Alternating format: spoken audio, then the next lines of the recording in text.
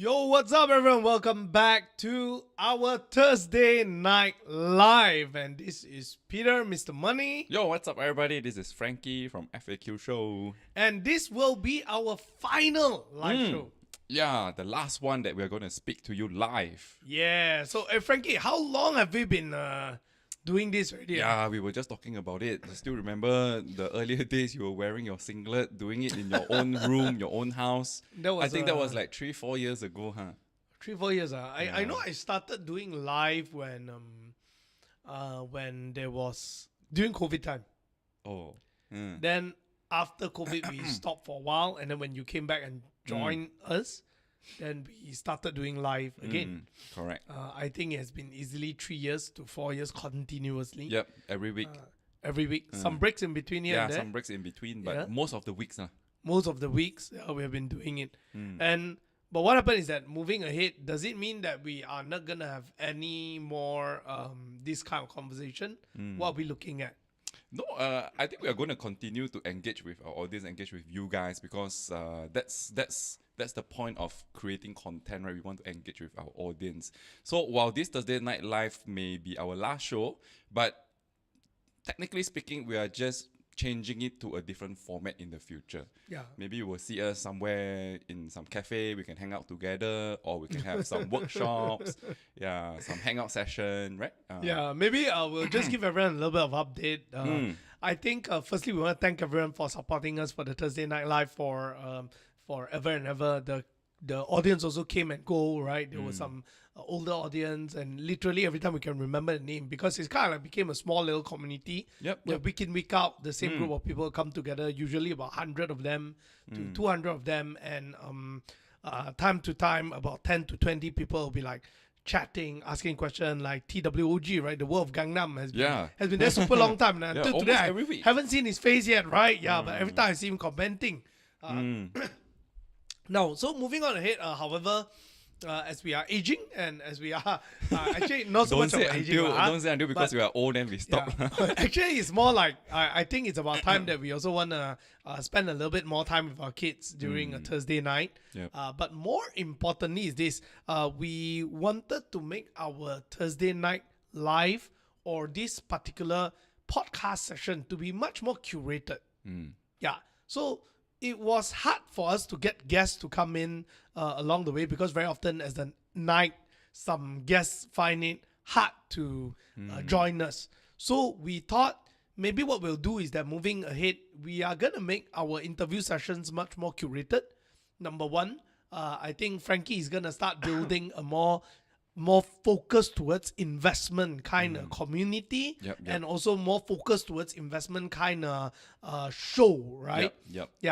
Yeah, those things are in planning already. So once it is ready, we will share with you guys. So hope to see you guys in one of those sessions. Then we can banter, we can discuss, we can talk about more detailed stuff about investments and stuff like that. That's right. And on my end here, I plan to change the live format more towards real life engagement.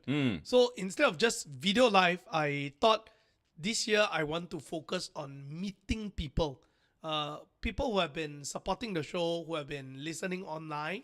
I would love to meet you guys face to face. So I think this year one of the things I really want to do is to commit to have a community event, say like every month once. And it may not be a very elaborated one with a lot of sponsor, because it takes too long to plan. Maybe I'll just put it this way, like it could be, say, next week, Saturday afternoon or evening, I want to get everyone together to meet up at, say, Zeus Coffee, for a coffee session for 2 hours, and then go and hang out there.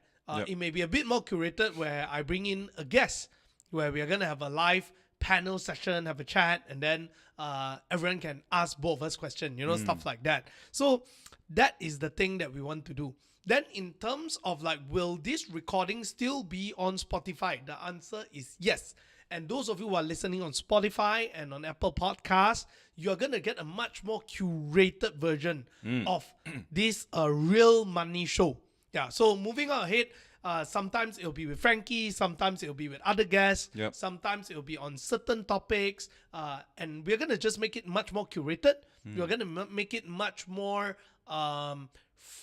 less just out of the whim and do it the way that we do live always, right? So long story short is that we will not be sitting down here in the studio every Thursday night live, but it will just take a different shape, and then we will meet you guys on a certain time, certain date at a different location. But the video content will still be up, so that for those who are not able to make it to come and meet us and hang out around, don't worry, it will still be on Spotify, YouTube, and all the kind of things. Yeah, and for those of you who are wondering how can you know about this, it's click the subscribe button, and I want to remind you guys to turn on the notification as well. Yep. Yeah, there's this little bell there. Turn on the notification button, because with that you will be notified when there's a new episode. If not, some of you will ask us like, hey, I haven't seen you uploaded an episode. The reason being is because YouTube is very good at following the algorithm. So if lately you've been watching makeup, they won't serve you our video one. Yeah, if you watch a lot about food lately, our video won't turn up because they believe that you will much likely watch about food than finance. That's how it works.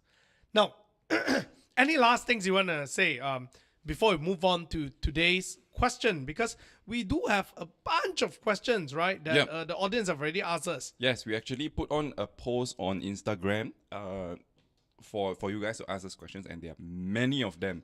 So I think we should go through them, as many as we could. Yep. So we're not going to make it super long as well. There's two posts that actually has a question there. Maybe I'm going to go for the one with my picture, with me and you in the picture, you know, the 12th February, the 13th February one, you run through that one. Can? Yeah.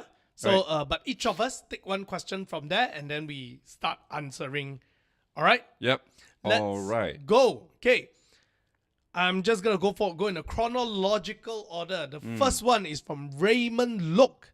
How would you invest your newborn's ang pao money to grow instead of putting in FD? Now, I believe you have a way of doing it. Yep. Now, for those of you who do not know, I prefer to put my children's ang pao money into a higher risk investment, aka cryptocurrency and also stocks. Why do I do that? Is because by the time that they need the money, usually about 20 years old. Right. Which means you've already gone through many cycles.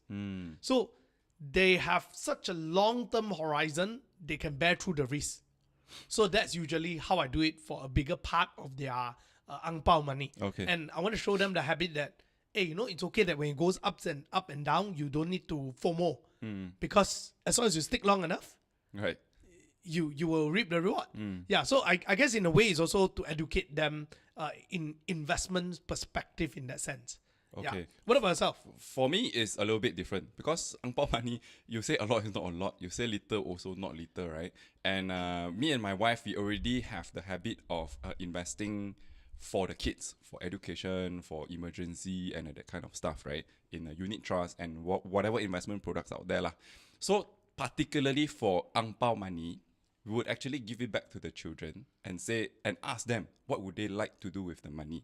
And then, you know, 7 years old, 9 years old, the first reaction is always, I want to buy toys, right? I want to buy toys. Oh, this is my money. I should be able to make my own decision, right?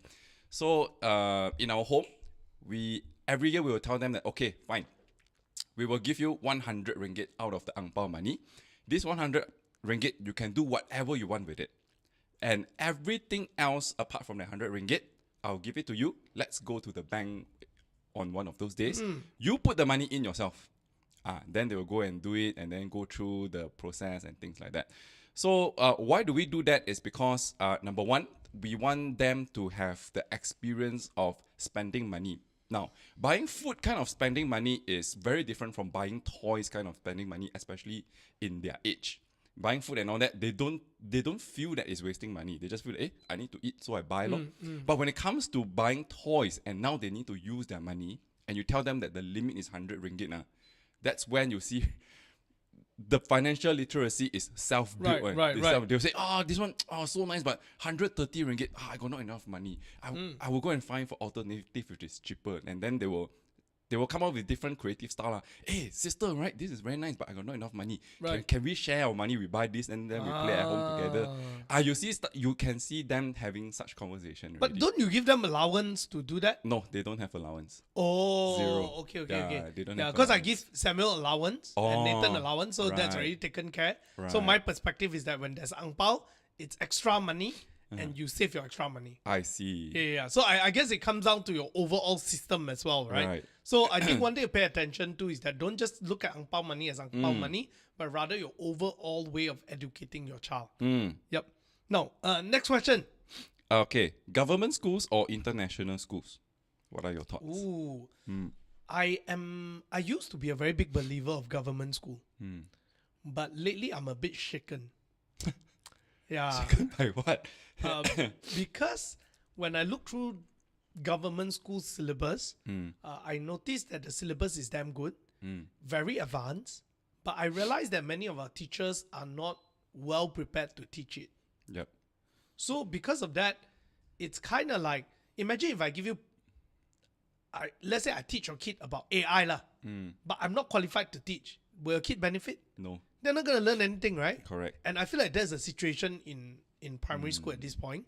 And so therefore, it makes me a little bit scared. And I feel that maybe if that's the case, you should consider private, because at least private teachers, you pay for it, they're more Correct. prepared, to teach. Yeah. So then you make full use of it. So that's how I feel about it at this point. Yeah. So there's one friend, well, not my friend, but my daughter's friend at ballet class.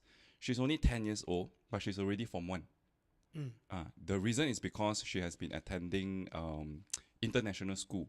And the international school is very different, right? It's 70% assignment based and only 30% is academic. They purposely structure it that way to prepare the children for the real world situation. So there will be times where, let's say 9 p.m. at night, the teacher will text and say that I want you to do this assignment and you need to present it next morning, 10 o'clock. And then the whole night, the child will be like, hey, why do I need to do this? Da, da, da, da, da. Then the mother will be like, yeah, that's my work. My boss always asks me to do these kind of things. So it's kind of like early preparation for the real world. Well, not to say that method is correct and government school way is wrong. But I just feel that sometimes because they want to attract parents to send their children to a particular international school, they come up with different methods. And sometimes these methods can help the children to grow in a certain manner that perhaps become more competitive in the future. But the only thing is the fee lah. So depending on your financial capability, but there's no doubt that the national syllabus is also quite okay. Yeah, the syllabus is actually quite good. It is quite okay. It's just that if you want to go to government schools and if the teachers are well prepared. Yeah. No, but if the teacher is not well prepared, then you need to supplement it with some tuitions and stuff like that. Yeah. Or if your school, the teachers are very well trained, then congratulations. Then you don't really need that. Now, I think on the other hand that there's one way that people can explore cheaper version of private education. I did a calculation actually, dwell a little bit onto this.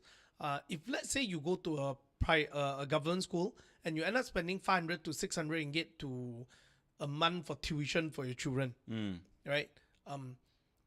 Then the question is that if you're going to pay 1,500 ringgit a month for private education, is that kind of like almost there?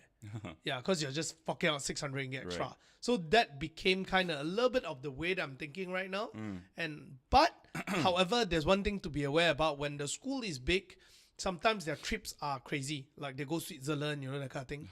Yeah, and for me, like I was joking about it, right? That the school that my sister is teaching in, their school trip is to Beijing. And I was just telling Frankie that Beijing restaurant can Beijing for school trip no lah, right?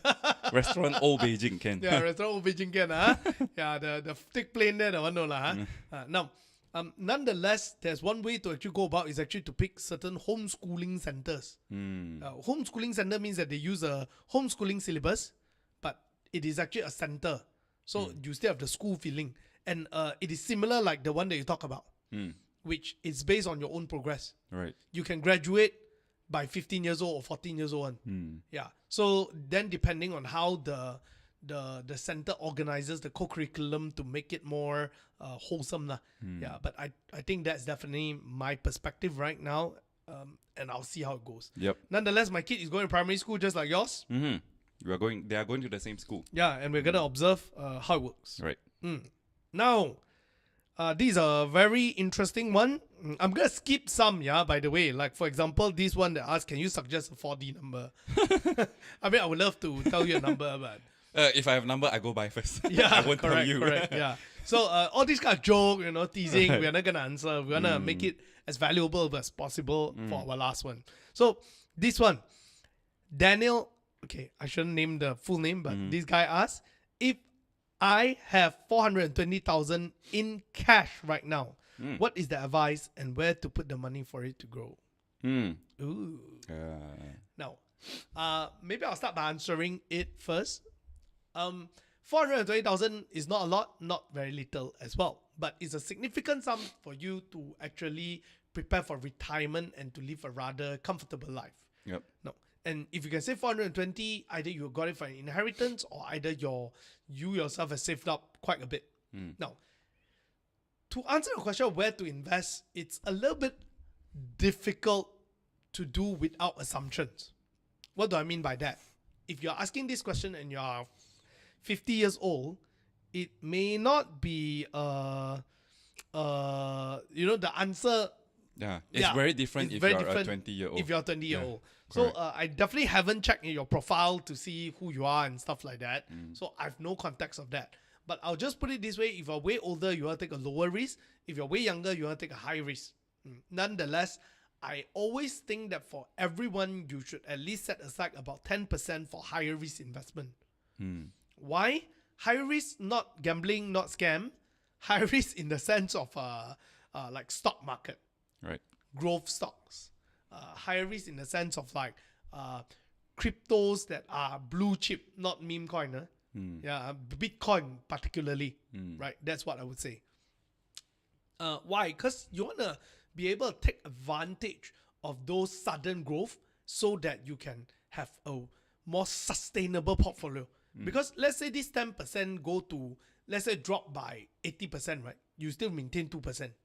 Then after 3 years later, suddenly you go by 300% or 400%, and now suddenly it went from the original amount of that became, say 10K became like 100K, 10x. That's doubling of your portfolio just because you have a 10% set aside. Yep. Right. And why? Because usually when you spend money, you only spend the 90%. You're only going to spend the first 90%. So you try to think about it this way, it will be able to help you to make it more sustainable if you do it wisely again. And on the other hand, is to help you to have much more chance of growing that number. Now, if your purpose is to generate income, I think 420,000 will not give you a great income, but it will probably give you a passive income of 2,000 ringgit a month. Let's say if you take 420,000, you put it into, let's say EPF, right? EPF gives you about 6%. You get back about 20 over 1,000 a year, right? 20,000 a year. That makes it 1,800 ringgit a month, somewhere around there. Right. Yeah. So it's not like it makes you retire. You get what I mean? Yeah. So I would say that that's the kind of range that you can look at. Now, if you're very safe, go for EPF. But like I say, if you're willing to take a bit of risk, put at least 10% into something with a long-term horizon that can give you much better growth. Right. Now, in my own definition, actually unit trust is considered quite a low risk kind of investment. Why? Because when your money is put in unit trust, it's not that your 100% of your money will go into stock market or whatever investment that the fund manager will do. They will also set aside a certain amount of cash for their own emergency one, right? So meaning to say, when there's a very, very drastic market downturn, for example, S&P 500 fall by 50%, the likelihood is that your fund, even though you may lose money, but you may not lose until 50%. So therefore, for me, no matter what is your age, right, the rule of thumb is to set aside about 50% of your funds into this kind of unit trust products. So that over time, whether it is 10 years, 20 years, 30 years later, when you look back at this unit trust fund that you invested already, it would have grown to a significant amount. Then the remaining 50%, you go with what Peter mentioned just now. If you are older, then you take lesser risk. If you are younger, you can take higher risk. Then that is the money that you can play around, gain some investment literacy and stuff like that, to help you to boost your wealth, to grow that 420,000 to a bigger amount. But because we are human and we are emotional when it comes to investment, and because of that, it tends to be easier to lose money than to make money. Therefore, setting aside 50,000 is a very good safety net that in case whatever risky stuff that you do with the remaining 50%, you lose everything, then at least you can still go home with 200 over 1,000. That's for me lah. Yeah. So some people would think that a unit trust is actually always underperforming. Actually, that's not true. Let me tell you, there are certain unit trusts out there that are making 15 to 20% a year one by average. Yep. Yeah. I know that a lot of times you will hear the story to say that unit trust always underperform compared to ETF. Yes and no. Yeah, because it's also cherry picking. Correct. You need to pick the right fund manager. You need to pick the right mandate. Stuff like that. Definitely, if you're saying that a unit trust that manages index fund, then obviously performance follow index. Follow index fund. So you're paying extra fee just to buy index fund. Obviously, you lose. Correct. But if you're saying that a unit trust as unit trust, picking stocks, there are some fund managers who are damn good. Yeah, and it ends up making about like average 16%. Yeah, and even I buy those unit trusts. Okay. Yeah. Now, next question from you. What are your guys' thought on the sum needed for retirement? I think that would be something that is a highly subjective depending on lifestyle and all. For those of you who do not know, we are actually working on a product, right? If you guys remember, I actually had an Excel file last time that talked about retirement calculator. We are building it into a product that is much more easier to use than an Excel file. So if you guys are interested to be a beta tester for that, well, the whole idea is to create something that is kind of like a online financial coach. Yeah, I shall use the word coach to make it more, yeah, kind of like an online financial coach. If you guys are interested to test out the product, do reach out to us via our email, mrmoney@mrmoneytv.com, right? Yeah, and if you are, say, someone you have some wacky ideas of what you can do, you can approach us at partnership@finlitmedia.com. .co. No. I reach out to the same email. Yeah, reach out the one to is the more same. for media stuff. Correct. Okay, he's going to school me, the one different thing. Just go to mrmoney@mrmoneytv.com. Yes. All right, just email that. Oh, someone is asking you to do some golf content. Can Peter do some golf content? For those of you who are interested in like all these kind of like different kind of things, like you want to know my views about relationship better, you want to know about my views about fitness, golf stuff, those more myself kind of stuff, you can check out my personal Instagram, which is Peter_MMTV. Go to that.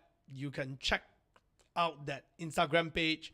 I will time to time post some stuff. Like I'm trying to be more personal as well and to be more lifestyle. Be a KOL yourself. Be a bit of a KOL. The brand is already built under Mr. Money. But yeah, I guess that's more about myself. Now, to answer that question, we didn't answer the question how much you need for retirement, right? Yes. Use the calculator, that's one way. But I would say that the most simple rule that you can go for, some people will call it the 4% rule, which is basically the whole idea is that if let's say 1 million you put it inside, then 4% is 40k. So every month will give you back 40k law. So every year give you back 40k. So if you need 40k a year, then you put 1 million. That's the whole idea, right? But I think that one is a privilege rule, which means they got a lot of money. But I think for most people, maybe times 30 is a good rule. So you just think about the amount you need to spend every month times 12, then times 30. Oh, meaning you're assuming that you can live for another 30 years from the day you retire lah. Yeah. So if you retire at 60 years old, means you can live until 90. So therefore, you need to times. Yeah, that would be a 30 lah. safe one. You can times 20 to be less safer. Right.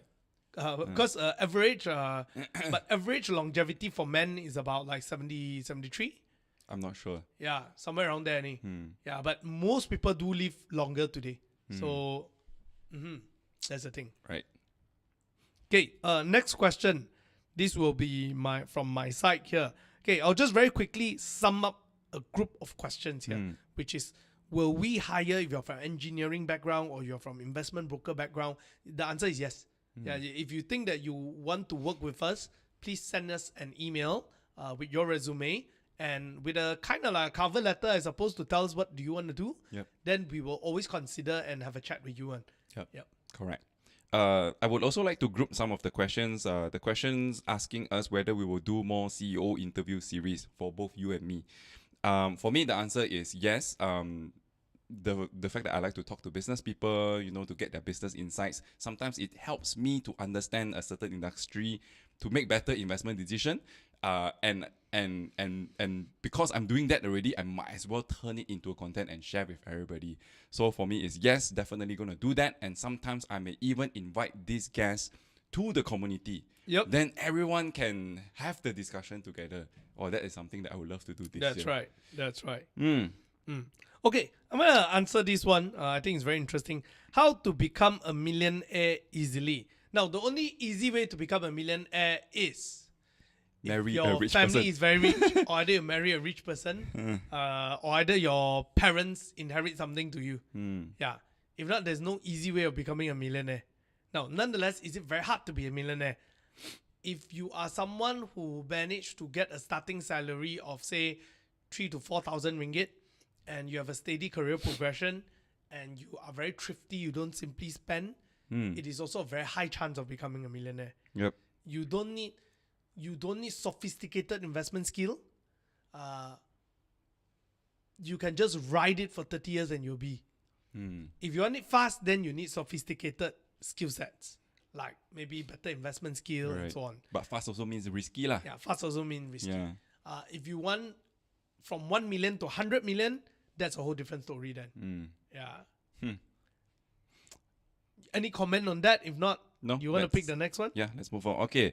This one a little bit more technical, but worth answering.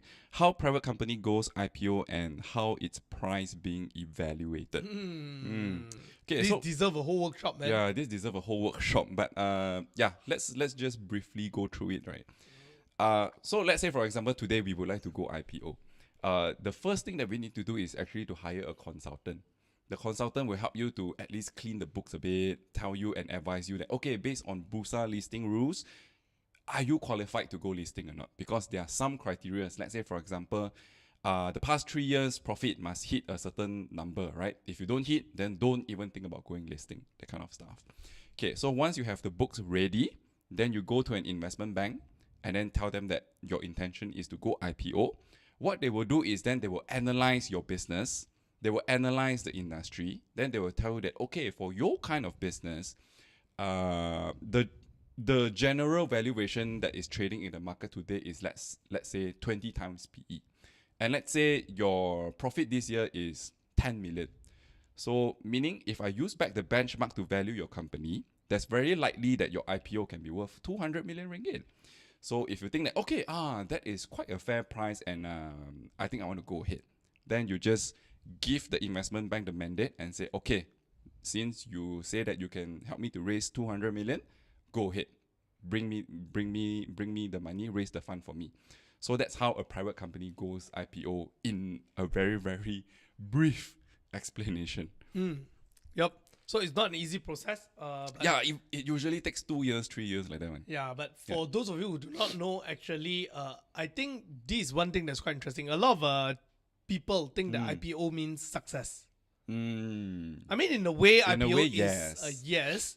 But for those of you who do not know, actually, the purpose of IPO generally is you want to gather public's fund to be able to raise money easier to grow the company. Yep. Yeah. In fact, there's two stories to this. Is that especially many more traditional business people feel that at the moment your company is IPO, you are like great success. But actually the truth is when you go IPO, it also means that you lose control of the company. Because now it's publicly available for people to buy the shares of the company and take control over the company. Yep. So sometimes certain companies who are very, very rich, they don't need to raise funds, they won't go IPO because there's no point of losing control over money that you don't need. Now, however, there are also companies who goes to IPO just to exit because it's much easier to sell the shares. So you also want to know the intention of a company going IPO. With that intention, you are able to gauge whether is it a good investment as well. Yep. Now, the next question here that I think is really interesting is, what's the most profitable and easiest side hustle to start? I think this is quite interesting because before I want to tackle the idea about most profitable, I want to talk about the most easiest, right? I think easiest depends on how you define it. Yeah. Depends on what skills you have also. Correct. If certain things are very complicated but it's very easy, okay, let me give you an example. Let's say we talk about what is the most profitable and easiest, right? I would say that trading. Just technical trading, sitting at home, being a day trader. Why is it most profitable and most easiest? Is because all you need to do is you have money and a computer. Very easy. Very easy, right? Now, number two, all you need to do is click buy and sell. Yep. Once you understand the market logic, you have a certain system. All you need to do is just follow the system. Like my brother. And like the other day, remember we were talking about you trading about 100 over trades. Then we talked to the other person who used to be a professional trader. Yep. He made 100 over trades in a day. I can do that trade in That's one right, day. yeah. So it's all about when you get the system, you know how to use it, then okay. Now, but why trading is so hard? Because controlling emotions is hard. So now then the question is, what is easiest and hardest? And for some people, easiest and profitable could mean I cook nasi lemak, I put the store outside, I sell nasi lemak. So that comes down to that question, right? What do you define as profitable? Yeah. What do you define as easiest? Now, so then if you're asking this question with the intention of finding something that's very easy to make money, I can tell you the chances are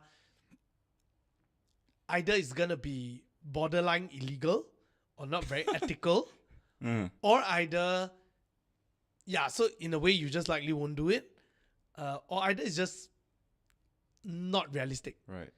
So shortcuts, if what you're trying to look for is shortcut, I can just tell you that I got no answer for you, right? But if your question is about, I want to earn some extra money, then this becomes a more valid question where maybe you should be asking yourself, what are the resources you have at this point? Yeah. For example, when I started Mr. Money TV, the resources that I had was a phone. And I knew that if I do this video thing, I saw an opportunity. I had a phone and I have a computer to edit. So I was like, yeah, let's do it. Yep. Give it a try. Right? And which also link up to the next question, because I'm going to ask you, how profitable is content creation? I can tell you this thing that content creation itself is not profitable. But when you have content creation as a skill set and you have an elegant business model that can attach with it, it can make it profitable. Yeah. So to put it in different perspective, to make the easiest way to make money is to convert your sweat and time into money. If you want to make the most profitable side hustle, then you need to change it to how do you use your skill set, your mindset, that kind of skills to exchange for money. Then you would make a lot more profit. That's right. Yeah. Some people may even say that being a sugar baby is profitable and easiest. But it's not easy. You just define my theory. You need to listen to the old man talk. Maybe it's very hard. Oh yeah. You need to dress yourself nice. Right. Learn how to talk to them. Also not easy. Right. But I'm not encouraging that anyway. So Frankie, what about next question? Next question. What any differences between financial advisor and financial planner? How to search and engage each of them? This is not my turf. Can you repeat the question one more Okay. time so that I get Okay, a clearer one? what's the difference between a financial advisor and a financial planner? How to find them and how to engage with them? Okay. What you're referring to, because the terms that are used in Malaysia is very loosely Oh, made. Okay. But generally, when you're referring to a financial advisor and a financial planner, you're referring to someone who's independent of a company's affiliation, which means that when they sell you a product, they are able to sell you product from multiple brands, from Prudential to Great Eastern to Allianz, you know, into insurance. For funds, they can sell you funds from all sorts of fund houses, from Kenanga to CAF to whoever lah, right? Maybank, whoever lah. Now, and the idea is that they are able to be independent, where they are gonna consult you from your interests. Now, so you have to understand there are two kind of people in the market when it comes to financial sales. There is the agents and RM, which they represent the entity that they are with. For example, if you're speaking to a Maybank RM, the RM represents Maybank, and they act in the best interest of Maybank. It's in the contract. I'm supposed to act in the best interest of Maybank, right. right? Same thing with an insurance agent or a unit trust agent. I'm supposed to be acting in the best interest of the company that I represent. I'm only here to facilitate that with you. Now, an independent financial advisor and independent financial planner are supposed to act in your best interest. So usually in a very matured market, these people, in their first meeting with you, they will sign a contract that you allow them to plan and advise at your best interest. But this means it comes together with a fee. Right. Why should I be acting in your best interest when you don't pay me? See? So, but Malaysians are definitely not the best people to pay this kind of fee usually. Yeah. So all these agents will So the independent financial planner and advisor will need to sell you things to make a living. right. So then become not independent already. Here's the argument. Right. Are they still independent or not? Now, so the question is this: what's the difference? Usually when someone calls themselves as a financial advisor, if to be technically accurate, financial advisor, which means that they are able to advise you also on investments, including stocks. Yeah.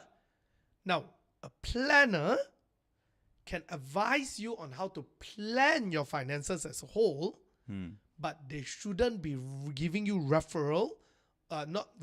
shouldn't be giving you advice on what stocks to invest in.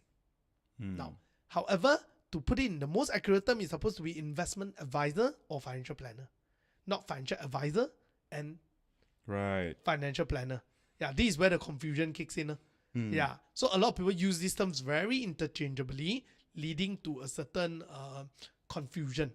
Yeah. Okay. Now there are actually quite many questions. On YouTube as well, and we were just looking at IG. Maybe because in interest of time, we should give some time to the live audience also. That's right. Yeah, let's do that. I think the rest of the other questions that we couldn't answer, we'll also try to answer it via text, text, reply. via IG, Correct. via Reel, whatnot. So stay tuned to our Instagram, right? Yeah, do go and subscribe to follow FAQ Show as well. Yes. Yeah, FAQ Show's IG. Now, there are a bunch of questions here. Maybe I just pick out some first. I pick All right. What skills would you be looking for if an engineer looking to pivot into financial literacy research industry like yours? What skills do you think they need, Peter? I would say that the ability to communicate is number one. Yeah. you can research all you want, right? But you don't know how to communicate so that people can understand, right? then Yeah. then doesn't make sense lah. Correct. But being an engineer, I think you have an advantage because an engineer is very good in mathematics. And generally speaking, problem solving mathematics. Because generally speaking, financial research industry, this kind of stuff, right, is very mathematics heavy. Right? Statistics, you need to be good at statistics, stuff like that. So you already win half the battle lah. So the next half is the soft skills, the communication skills, things like that, lor. And network skills also, I would say. That's right. Yeah. That's right. Now, next question here.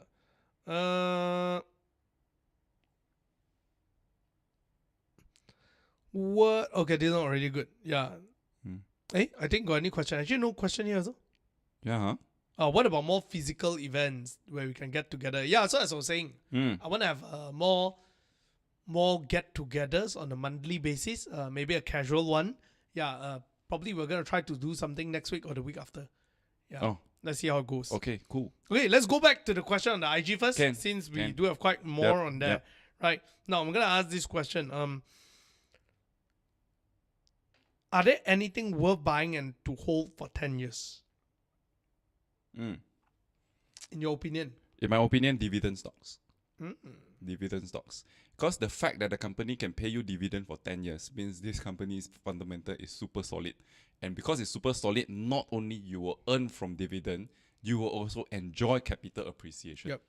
For those of you who do not know, actually, if you look at the S&P side as well, right, dividend-paying companies actually do tend to have quite a good rating overall. Yeah, if you just seclude out like the dividend-paying US companies, right, their growth rate is actually pretty good. Yeah, definitely nowadays with the tech, sometimes it can be a bit skewed lah. But nonetheless, it's pretty good. Yeah. Question on your side. Maybe you can find more on your side. Okay, my side got super a lot here. Right. There's one more. Nicholas asked this, should I get a studio unit soon or save up all the way to buy a landed property? Now, so here's the question, right? For those of you who are young people out there who are thinking, should I buy my dream home straight away or should I buy something small first? What are your thoughts about this? Okay, first of all, whatever you buy, right, you must always ask yourself, after I buy this property, will I live in this space or not? If the answer is no, right, then I think you shouldn't touch lah. Why? It's because now, if let's say you're buying for investment and you're trying to rent it out and you cannot find a rental, then it's okay lah, because since this is your property and memang you need to move out, for example, to stay, try to live independently or whatever, you can use the space for yourself, right? While you make more money and buy your dream home in the future. So yeah, whether it is a small studio or whether it is saving up and buy the thing, whatever you buy, ask yourself this question first. That's for me.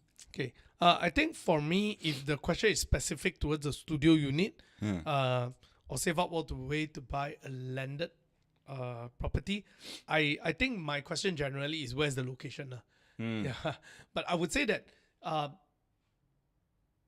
it's almost not practical to think that like when you buy, you can straight away buy a landed house. Unless you're very rich again, like I say, or you have certain support. If not, generally, it's okay to slowly move up.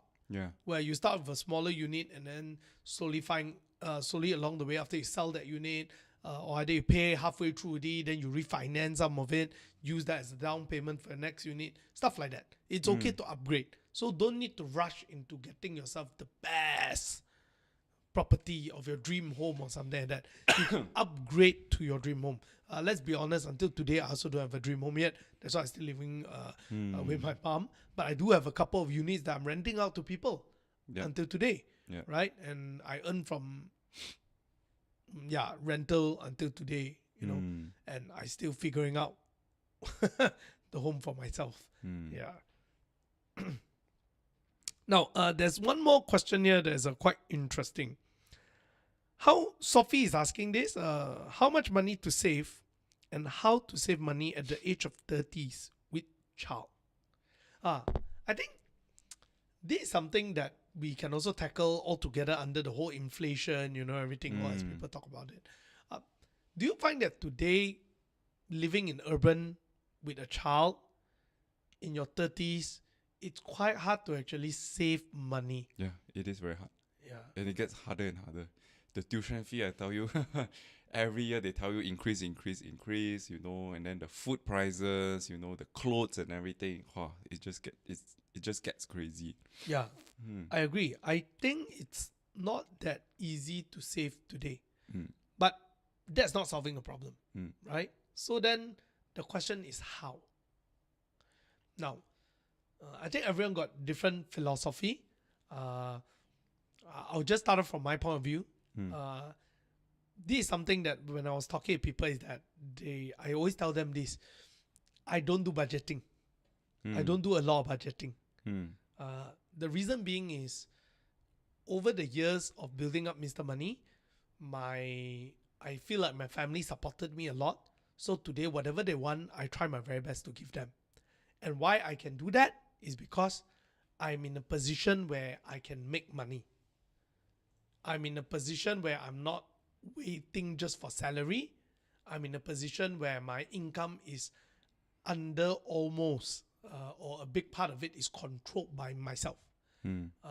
So my key thing here is I have a business and I have ways to make money so that I can fulfill the needs of the people around me.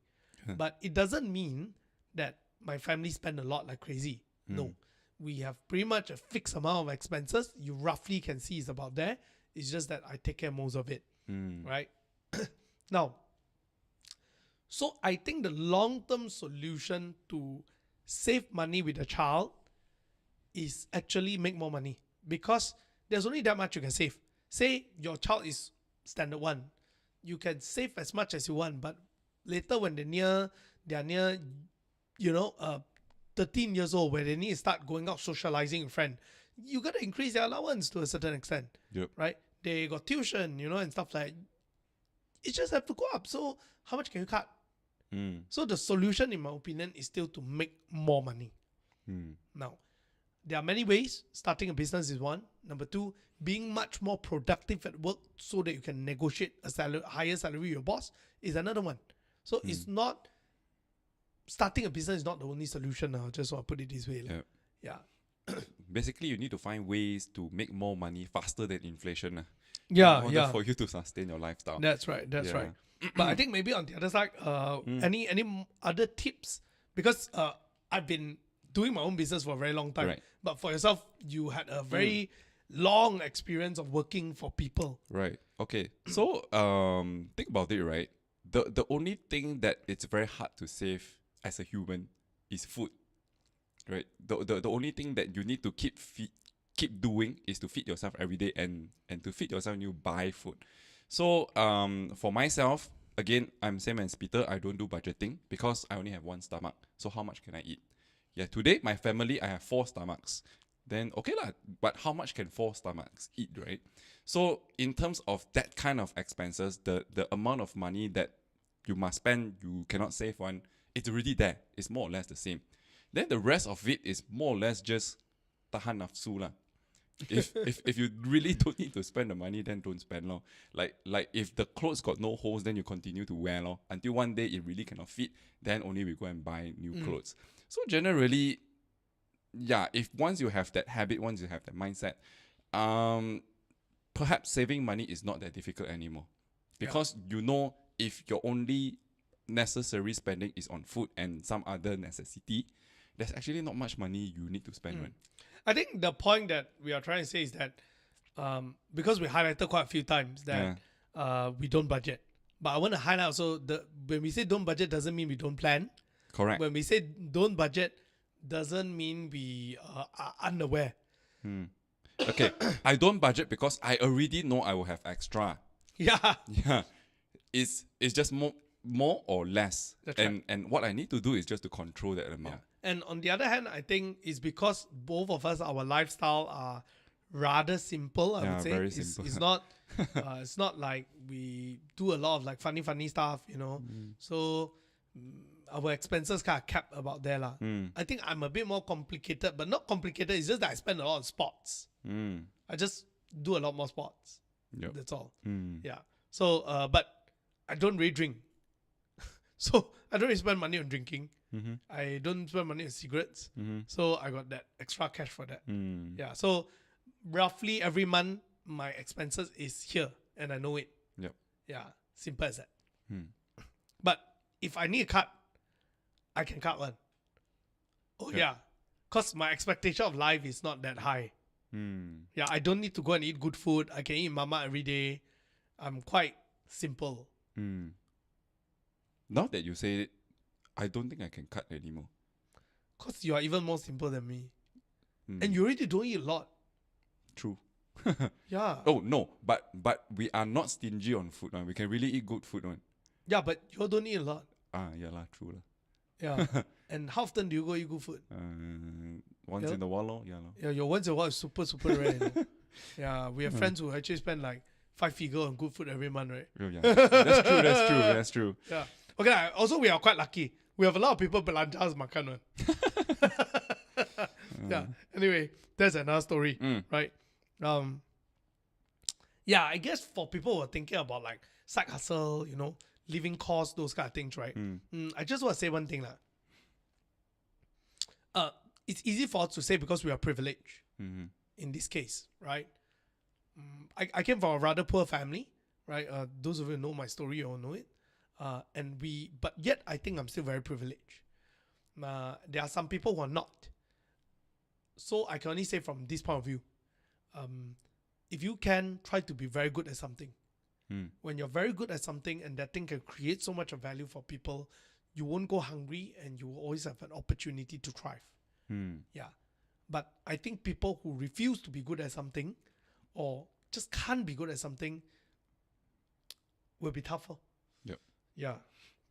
Okay, let me take this question. Let me help Ultra Boom here. If you want to take CFA, what's the process? Context coming from healthcare field. I know not related at all, but curious. Okay, I would like to take this question because I went through CFA before, even though I didn't graduate from it. But yeah, so this is the process. So once you know that you want to go into CFA, very easy. You just go to CFA website. You sign yourself up for the exams. You pay the money. They will send you all the textbook. The simplest and most money-saving way of doing it is once you receive the textbook, you read from page 1 until the last page and memorize everything. And then on the exam day, you just go and take the exam, pass the exam, which is extremely difficult for me lah. It's extremely difficult, but once you pass it, then you would need to have a certain number of years of working experience. Then they will invite you to become a member of CFA. Now, that is the most straightforward process. Along the way, you can have a different route. So let's say, for example, you have no time to read it yourself. You can always go to do tuition. There are a lot of CFA tuition one. So you go to tuition, the teacher will tell you some of the tips of how to answer the questions and stuff like that. So yeah, depending on how much budget you have to obtain this CFA certificate, there are many routes for you to do it. But generally speaking, step 1 is you must go and register yourself for the exam lah, and get the textbooks. Okay, I think this last question from here will be quite interesting one is your prospects for crypto. Which include is the blue run, all those kind of questions. So it's just the last one. What are your thoughts on crypto for this year? For this year, are you positive or negative? Let's just go with that before we end the show. Okay, I am positive bias, but at this point in time, we just have the new president in the US and he's still doing funny things and the world is still not used to that yet. So it's very volatile. For the short term, I really don't know where it is going to go, so I'm not doing anything. I'm just watching. Yep. But once that settles, I think then the bull will come back. That's my opinion. Okay, for me, my short answer is I'm biased towards positive also. And yeah, just watch the space lor. That's what I can say. But one danger, because I look at UFO now, right? Based on the UFO signals, there's no downward support. FYI. No downward support, but there's a lot of selling signal out there. Yeah. So FYI, right? I won't be surprised if it dropped by 50% also. Yeah. All right. So thank you very much for joining us in today's live, and our final show. If you like this particular show, do continue to follow us on Spotify, The Real Money Show, or on Apple Podcasts or wherever you get your podcasts. Yeah. Thank you very much for joining us and supporting us over the last 3 years. We love you guys. We look forward to see you guys for more real life events and on our more curated series targeted towards investment and more towards interview and more towards whatever topic that you are interested in by then. Yep. Looking forward to see you guys and engage in real life. Yeah. Hope that day will come soon. See ya!